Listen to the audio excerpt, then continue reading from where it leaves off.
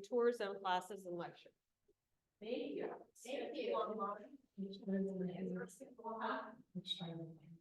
The University of North Florida Botanical Park. Doing that botanical park. And that we're okay. That's why I was here. Yeah. We've never had.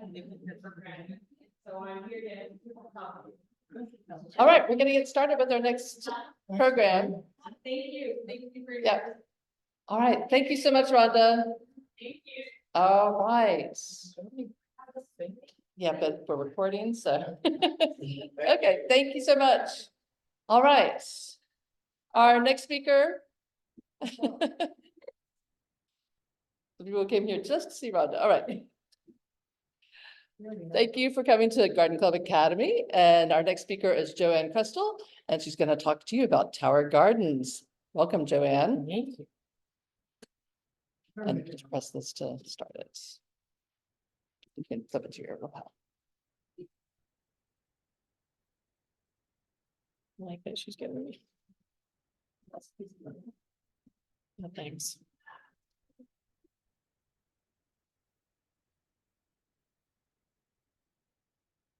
Whenever I have you adjust those blinds, because I can't see you very well.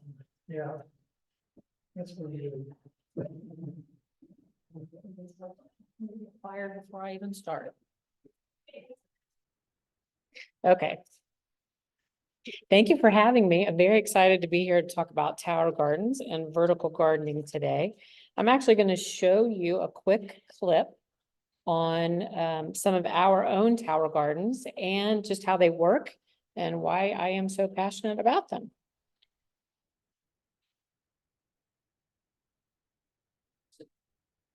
Yeah, you got it. You got it. Good.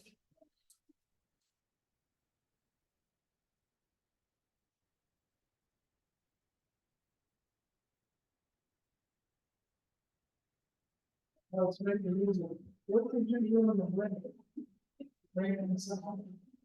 Yeah. We can actually, let me turn it down and just show it as a background. Thanks, Denise. He's my own personal client over here. Great question. So the awesome thing about the tower gardens in their flexibility is that you can be versatile either inside or outside. I highly recommend with the tower garden kit that you purchase the dolly. And so sometimes when we have inclement weather in our area, we're fortunate because pretty much we can grow 12 months of the year.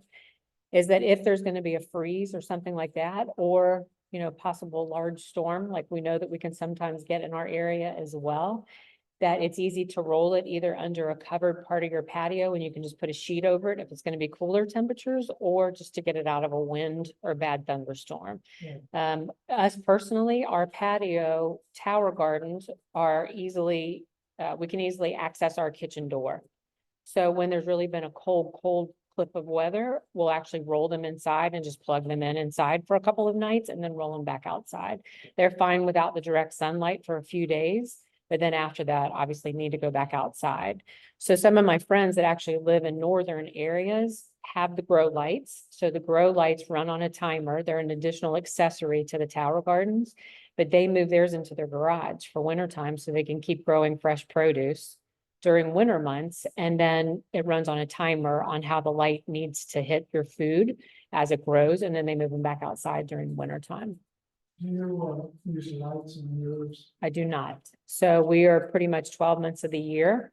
Those are our towers right there outside. A couple of examples. These are the ones with the grow lights that are on the video right now. Our patio is open sun. So we're fortunate. I monitor the kind of sun pattern depending on time of the year, but ours are outside. So we keep them out 12 months of the year and pretty much grow 12 months of the year. Some of the things that I've learned over time with this is our ag zone map. So we're zone 9, which makes when you're growing lettuces or fruits or vegetables, you zone in, no pun intended, but you zone in on what's going to be best during those zone periods. So a question I got asked earlier at the booth was, I love squash and spinach. Strawberries and spinach. And we have a very, very, very small window in our area to grow things like that on a tower, because our cooler temps You can even see over the past month, we've hit some mid-80s, right? And so spinach and strawberries don't like warm. And so usually I say, go ahead and do something like that at the holidays where you don't see it like in normal until February through like April. Ours is really more like beginning of December through, end of February when you want to grow things like that. The rest of the time, most of what we have growing are lettuces that are a little bit hardier leaves. If you grow like a spring mix during the summer months, it's going to bolt a little bit faster because it's a quicker growing lettuce, but it's great heat resistant lettuce. Same with kale, same with some other types of salads that I can share. I mean, lettuces I can share as well. So that's part of some of that. One of the things that's thought about since I've been talking to you is, what about disease? I mentioned this to someone who came to our booth with the art, and the guy said, "Oh, you don't want to, because if you mess up the fertilization of milk, is that your concern?" So I will say, being a part of the Juice Plus family and the Tower Garden is part of the Juice Plus family, the amount of research that goes into the products in this particular line, bar none. And the proprietary blend of the nutrients that you add and the specifics of how you add them, you're not going to run into anything like that. If your leaves started turning more yellow or you started getting some spots in your leaves, your pH needs to be adjusted and your nutrient level needs to be adjusted some. But if you stay on par with what you should be doing, like on a weekly check, I've not ever had that issue wise. One of the other questions is often asked, and I learned this trick from actually the creator of the Tower Garden a few years back. He was in Orlando, based in Orlando. He's the one, if you've ever gone to Epcot, that created Futureland. He was one of the creators of all the aeroponic and hydroponic growing, and he's the one that developed the system, the Tower Garden system. And he said one of his best tricks is that he rinses his tower off every day. And so I will say, since doing that, just because the amount, especially in summertime in our area, the moths that fly by, anything that can drop eggs, when you rinse it, nothing sticks. So you're not going to have any, I'm not going to say 100%, but I can minimize the amount of anybody coming on to eat anything that I don't want them on their eating. So things like that, that make it a. In my dirt gardens, gravel with all those problems that tomatoes start out great. Right, then you can do more, yeah. And bugs will get in, Mhm. they'll get rust or something on Yeah. the leaves, that I lose them. So these are important questions. Yeah. And I noticed that you're very knowledgeable. Thank you. At some point I started to think, I can't ever do what JoAnne's doing. I will say I was not a grower of food prior to this, so yes, you will definitely be able to do this, I promise. It really is a fail-proof system. That's, that was the attraction to it.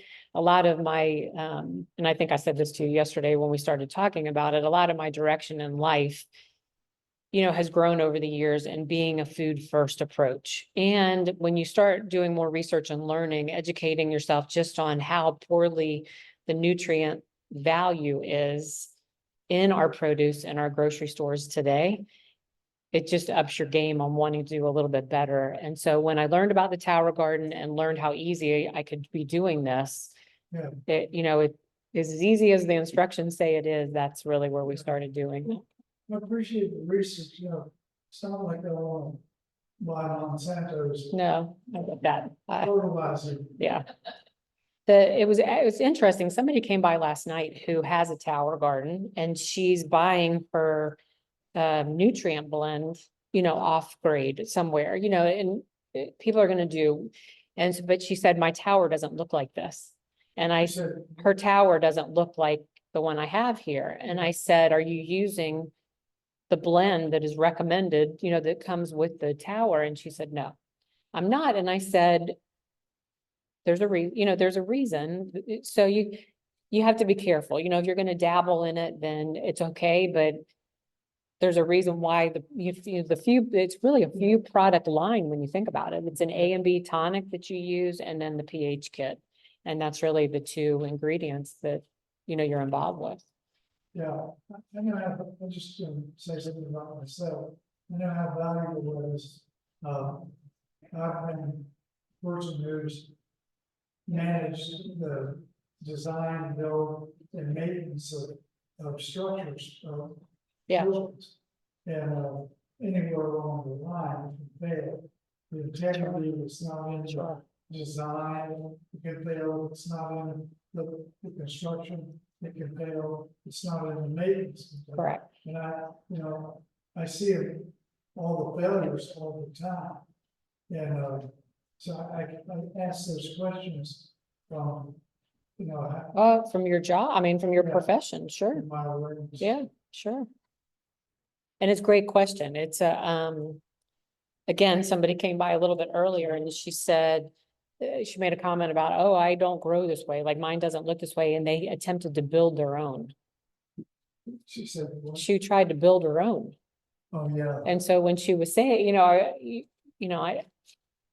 I respect people that try to do things like that. I think that's awesome, but in the next breath, like I said to you, I've never grown food except this way. Yeah. So if you know it works, Yeah. and it works well, then why not share it with others and why not just keep on going with it? And so that's Yeah. kind of what we I do. just redid my own brakes and redid my own suspension in my car. And it's questionable whether it's, I doubt that. I have a feeling it will be fine. Having met you, I think it's probably gonna be better than where you could have had it fixed at. So well, I have no not fear. necessarily. The other day, my air conditioner went out. I said, I don't care, whatever you charge me, just. Get it fix fixed. Just because we're gonna be so much But warmer I've next year too. I've been one who goes to books and to Yeah, YouTube. And yeah. I almost learned the complete construction industry. Of course, as I got later in life, I realized I didn't do a lot of things right, but they probably went on and failed.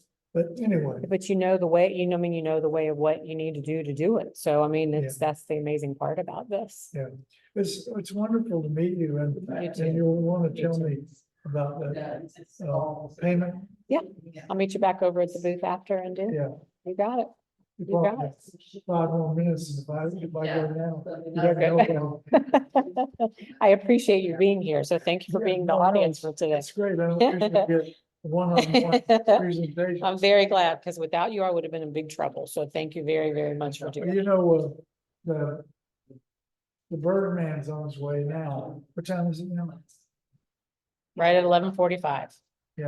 Well, no, thanks for taking this time. to Oh, be no, here. thank you. And I'll be Absolutely. over there the rest of the afternoon as well. And so Yeah, don't hesitate. But yeah, it's not, I think other people who've gone through, I'll step away from this. I think other people who've gone through devising their own systems, have had hiccups. And it doesn't mean that I'm not going to say I haven't had a hiccup along the way in there too. Oh. But with the tower, I've learned what the hiccup was I needed to fix. And so yeah, it's been my hiccup. It hasn't been the system's hiccup. yeah. I completely get that. Yeah, I mean, why invent the wheel? correct. Reinvent the wheel. And like I said to you, there's a community in it that, Yeah. makes it It's super been a easy joy to to do. meet you and. Oh, Ann thank you. and your Thank aunt's you. Yeah. husband, your We're husband, big Tower Garden people. That was you asked a great question a few minutes ago, so And your, I have to go ask Mike if he has his name on his. Yeah. your aunt's husband has a lot of pictures and he's really He enthusiastic loves it, yeah, and he he's has 6 now. protective of his too. He's a. Thanks, yeah, Joanne. 6. Thank you, thank you. Thank you. You.